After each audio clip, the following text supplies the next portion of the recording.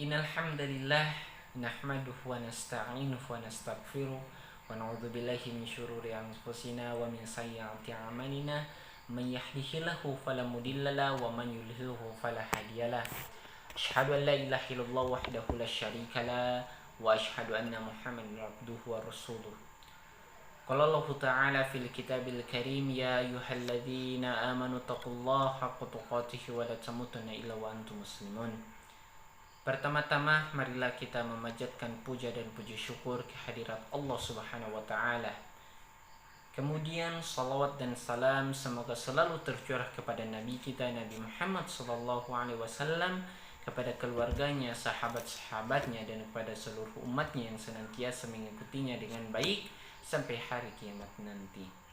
Baiklah teman-teman, pada kesempatan ini saya akan menjelaskan singkat mengenai ilmu dan kebudayaan, yang dimana pengertian ini saya ambil dari Depi Rismayanti. Baiklah, langsung saja masuk di poin pembahasan. Teman-teman, di poin pembahasan ini yaitu filsafat ilmu pengetahuan itu mempelajari tentang kebenaran, di mana di dalamnya terkandung ilmu matematika, logika, retorika, etika, politik, ekonomi, dan estetika. Dengan kata lain, filsafat itu menyelidiki sebab dan asas tentang segala sesuatu. Berdasarkan definisi di atas, dapat didefinisikan bahwa filsafat ilmu ini merupakan hasil dari pemikiran dan perenungan manusia dan merupakan wadah dari segala sumber ilmu, yang mana di dalamnya membahas atau mempelajari sebab dan akibat dari segala sesuatunya yang dikupas secara mendalam dan merupakan upaya untuk mempelajari dan mengungkapkan pengembaraan manusia di dunia. Baiklah, di poin berikutnya yaitu definisi ilmu dan kebudayaan. Menurut Surya Sumantri, ilmu itu merupakan salah satu hasil pemikiran manusia dalam menjawab sebuah pertanyaan. Sementara itu, Paul Friedman mendefinisikan ilmu sebagai suatu bentuk aktivitas manusia yang apabila melakukannya kita memperoleh suatu pengetahuan yang lebih lengkap dan cermat tentang alam semesta, di mana di masa yang lampau, masa sekarang dan masa yang akan datang, serta suatu kemampuan untuk beradaptasi dan mengubah lingkungan secara serta mengubah sifat-sifatnya sendiri. Dari beberapa pengertian ilmu di atas, maka dapat kita tarik kesimpulannya bahwa ilmu adalah seperangkat pengetahuan yang merupakan hasil pemikiran manusia yang memiliki metode atau cara tertentu yang berguna untuk umat manusia, agar manusia dapat bermanfaat bagi kehidupan sendiri dan bagi kehidupan orang lain di masa sekarang dan yang akan datang. Budaya atau kebudayaan berasal dari bahasa Sanskerta yaitu budaya, yang merupakan bentuk jamak dari budi atau akal, yang dapat diartikan sebagai hal-hal yang berkaitan dengan budi dan akal manusia. Di dalam bahasa Inggris, kebudayaan disebut dengan kultur, yang berasal dari kata Latin yaitu colere, yang memiliki arti mengolah atau mengerjakan. Bisa juga diartikan sebagai usaha mengolah tanah atau bertani. Di poin berikutnya, hubungan antara ilmu dan kebudayaan. Ilmu merupakan alat bagi manusia untuk dapat menyesuaikan diri dan merubah lingkungan, memiliki hubungan yang sangat erat dengan kebudayaan. Ilmu dan kebudayaan adalah satu kesatuan yang tidak bisa dipisahkan.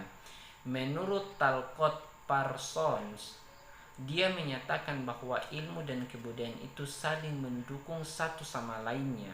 Dalam beberapa tipe masyarakat, ilmu dan kebudayaan dapat berkembang dengan pesat. Kehidupan masyarakatnya tidak dapat berfungsi dengan wajar tanpa didukung perkembangan yang sehat dari ilmu dan penerapan. Ilmu dan kebudayaan berada dalam posisi yang saling tergantung dan saling mempengaruhi antara satu dengan yang lainnya. Pada satu pihak, perkembangan ilmu dalam suatu masyarakat tergantung dari kondisi kebudayaan, sedangkan di pihak lain, pengembangan ilmu akan mempengaruhi jalannya kebudayaan. Dengan kata lain, perkembangan ilmu dan kebudayaan itu memiliki dampak yang positif dan dampak yang negatif. Baik, di poin berikutnya, peranan ilmu terhadap pengembangan ilmu dan kebudayaan. Ilmu merupakan bagian dari pengetahuan, dan pengetahuan merupakan unsur dari sebuah kebudayaan. Kebudayaan di sini merupakan satu sistem nilai, tata hidup, dan sarana yang ada dalam kehidupan manusia.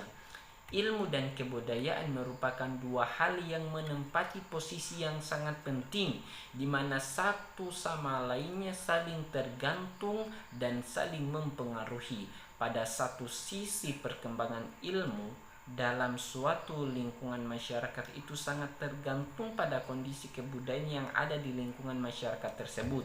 Sedangkan di sisi yang lain, perkembangan ilmu itu juga dapat mempengaruhi terhadap jalannya kebudayaan. Menurut Talcott Parsons, ilmu dan kebudayaan saling mendukung satu sama lainnya. Dalam beberapa tipe lapisan masyarakat, ilmu itu dapat berkembang sangat pesat. Demikian pula sebaliknya, lingkungan masyarakat tidak akan dapat berfungsi dengan baik jika tidak didukung oleh perkembangan yang sehat dari ilmu dan penerapannya. Di poin berikutnya, pengembangan kebudayaan nasional ilmu. Ilmu merupakan sumber nilai yang mendukung terselenggaranya pengembangan kebudayaan nasional. Yang berikutnya, ilmu merupakan sumber nilai yang mengisi pembentukan watak suatu bangsa.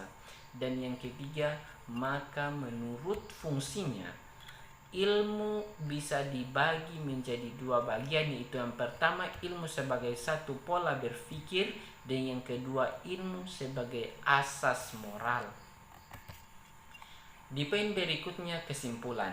Kesimpulan di sini ialah dari penjelasan di atas, maka dapat kita tarik kesimpulannya, yang dimana ilmu adalah bagian terpenting dalam membangun dan mengembangkan kebudayaan nasional di suatu negara.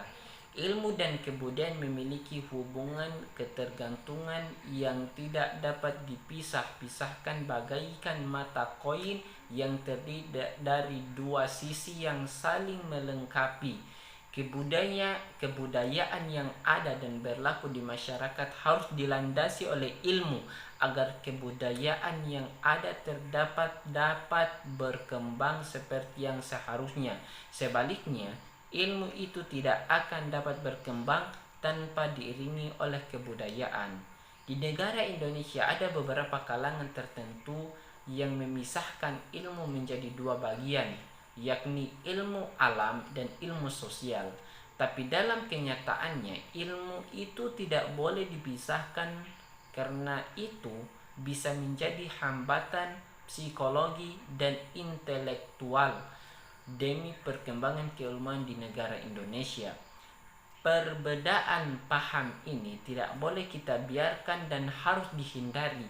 Kita harus segera mencari solusi yang terbaik agar perbedaan itu tidak menjadi penghambat perkembangan budaya nasional di negara kita ini, yaitu negara Indonesia. Di poin terakhir, saran. Penyusun mengakui makalah ini, atau materi yang saya sampaikan ini jauh dari kata sempurna. Oleh karena itu, kami mengharapkan kritik dan saran yang dapat membangun dari dosen, pengampu, dan rekan-rekan supaya kami bisa lebih baik lagi dan untuk menambah pengetahuan kami tentunya. Baiklah, sekian penjelasan atau pemaparan dari saya mengenai ilmu dan kebudayaan, yang dimana materi ini saya ambil dari Depi Rismayanti. Lebih dan kurangnya saya mohon maaf, insya Allah bermanfaat. Wabillahi taufiq wa hidayah. Wassalamualaikum warahmatullahi wabarakatuh.